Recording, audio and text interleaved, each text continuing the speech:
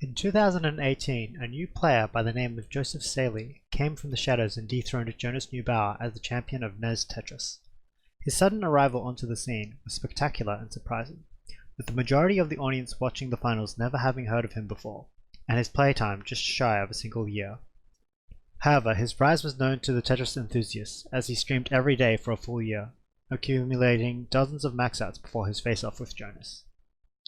It is now 2019, and the newest and most controversial player has presented themselves, with higher scores, better play, and greater consistency than any other player ever known. His name? TylerP. Are his scores real? That's what we'll be discussing today on the Tetris Analysis Show.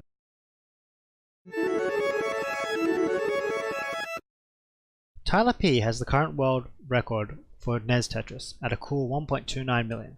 In this video, we will be covering a range of topics to ascertain his legitimacy. First, we will discuss our evaluation method. Humans use a probability-based method for determining whether a fact or event is truthful. This is based partially on direct evidence and partially on provenance. Whether or not Tyler actually got a score of 1.29 million or not is actually an objective fact. By using the information and data that we have available to us, we can make a determination of what the truth is. Regardless of the real truth, we can only make an estimate based on the information that we have. If information changes, this would change our estimate. The more relevant information we have, the more our estimate would be swayed in various directions. For example, if we found out TylerP is just Koryan, this immediately increases our chances of believing the 1.29 million game. If TylerP attends a live CTWC event, such as the Classic Tetris World Championship Desert Qualifiers, and scores a max out with roughly 40 to 60% of his games, and this would similarly also increase our chances of believing the 1.29 million game. With that said, let's start with our first section, provenance. Provenance is the historical and meta information surrounding the event. The event in question is of course the 1.29 million game, but let's look at some of the surrounding facts so that we can build a character profile on TylerP. The first event that we will discuss is the 1.334 million game. In a private message to a Classic Tetris Discord member, TylerP said he scored over 1.3 million in the 90s. He stated his exact score. The problem with this statement is that you can't score past 999,999 in normal NES Tetris. You have to use a Game Genie code to unlock the first digit. This code was only discovered in 2015, so the only way you'd know the score was 1.334 million to that exactness would be if you recorded the game and post-tabulated the score. If you recorded the game, you would have proof. Where is this proof? We also know that Tyler is an attendee of the Nintendo World Championships in 1990 and they attended the Phoenix event. They weren't a finalist because we dug up the finalists, but this doesn't disclose that he was or wasn't actually at the event. So this is weak evidence at best. In the CTM qualifiers in July this year, he maxed out 4 times in a single hour. For reference, Koryan almost maxed out 4 times, so you could say he's a slightly better than Koryan class player. After he qualified for this event, he didn't actually play in it. He couldn't make it due to being in Germany. Next up, we'll have some video analysis. We want to ascertain whether he was playing on console or emulator. Based on my video analysis, I'd say that he's using the exact same hardware setup as Joseph Saley. This is due to comparing the red text. Most capture cards have missing bits out of the red channel, but Joseph and Tyler's capture cards seem to be picking up the red fine. There are also weird vertical striations, most notably in the rocket screen and interspersed throughout the red text. That being said, this is in no way a guarantee that he's actually playing on console. First, I'm going to explain the difference between console and emulator HDMI RGB, which we'll consider emulator HDMI and RGB to be like the same thing. So emulator has pure oversaturated clean blocks with no image noise. AV is usually differentiated by its quite grainy look. There's problems with the image, there's noise, there's wavy vertical lines, there's color distortion. Red is a color that doesn't usually show up quite nicely, and mainly the color palette is quite unsaturated. Another feature of consoles is they usually have interlacing, which is a result of the capture card method. Interlacing shows up as weird lines that represent 2 frames displayed simultaneously. Here's an emulator. Here's a console. Now here's a quick test for you. Which one of these is an emulator and which one of these is a console? What about this one and this one?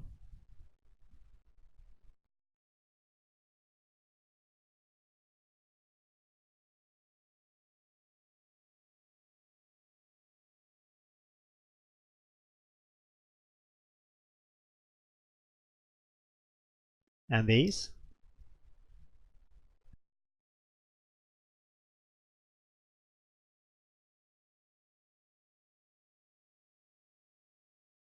The point I'm trying to make is that we now have shaders to do image manipulation in real time. Shaders are tiny programs that can completely change an image based on a source image. We can turn a dirty AV image and turn it clean again, and we can also take a clean emulator image and turn it dirty. I tried finding a shader that would replicate the EasyCap look. I looked through about 20 shaders on RetroArch, but I wasn't able to find anything that clearly replicated the weird vertical striations in the rocket screen. This is the closest shader that I could find, but it's a far cry from the EasyCap. One factor that would rule out shader shenanigans would be the top of the capture output, which tends to have a wavy effect on all consoles, even RGB modded ones. This isn't in the footage because Tyler was using the CTM stencil, which crops these lines. No, he wasn't intentionally hiding the lines so he could use an emulator. If we see footage of Tyler's top 8 lines, this would pretty much nail the emulator debate. But of course, now that I've said it, someone could write a shader that replicates this effect. On to audio analysis. There doesn't appear to be any audio splicing in the video. Here's a picture of the waveform. You can see that there's a constant noise, so there hasn't been any splicing. Though I don't see why splicing would be necessary. It would probably be evidence that, they loaded state several times while playing it. But if you're using an emulator, you would just record a movie and re-record as many times as you could, and then record the final output as one unspliced movie. You can see that there is a ground buzz in the soundtrack, which is completely normal for a capture card and would be inaudible if you're using an emulator. So this is proof towards the capture being from an actual AV source. The ground buzz also changes sound throughout the track, which is completely normal for a legitimate AV signal.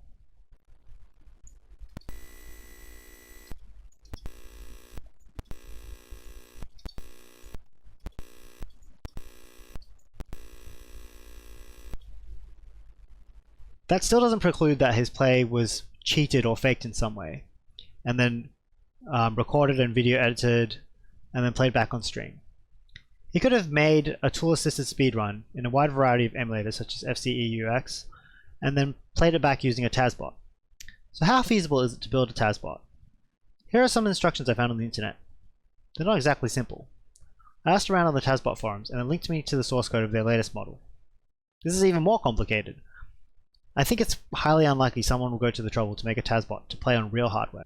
In a few clips that people saw, Tyler uses the Game Genie to enter the code NOGs, which is the code used to unlock the max out so you can go past 1 million. This screen could totally be faked with video editing. You could just splice the Game Genie screen on the front, but I don't really see much point of that. But if the gameplay footage was fake and you needed a Game Genie screen, it would be pretty easy to append them. Is custom DAS being used? From just looking at the gameplay, you can see that the tapping speed is quite irregular. Sometimes it's quick and sometimes it's slow, which does lend the fact that it's being actually hyper tapped. Another suggestion that was revealed to me was maybe he was playing on a PAL console with the NTSC cart. This would reduce the speed by roughly 20%. After recording this footage, he could speed it up back to the original speed. I would need to do further analysis on the sound effects to see if this was indeed the case. However, I suspect that you could just pitch shift it in post, and this would make the effect impossible to detect. The most plausible cheating method which I thought of, which is also the cheapest and easiest to implement, would be as follows. First, you make your TAS in your common TAS editor, such as FCEUX. Next, you plug your computer into a HDMI to AV signal converter. Optionally, you would run the AV signal to a TV or a VCR to add more signal noise. Finally, you grab this chain and run it to an EasyCap. This easy cap may need to be plugged into a second computer.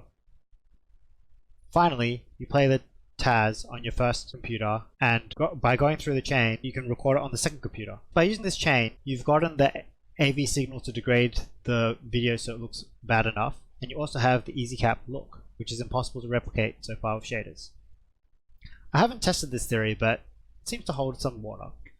In terms of the actual gameplay, I didn't find any suspicious stacking or reliance on next pieces, which would be a ripe contender for loading state and RNG manipulation. There were a few lucky moments, and pretty much no piece droughts, but in most records, that's just how it is. You can find the game easily on YouTube to have a look at yourself. I hope that this video has helped you decide how viable it is for Tyler to exist.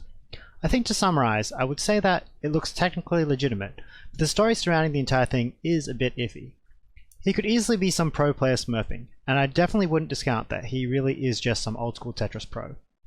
Considering players like Bereni, Joseph, Koryan, and Green Tea, who are at least all Jonas level, reached their skill within 2 years, it's not like it's impossible for a god tier player to be hiding in the shadows the whole time.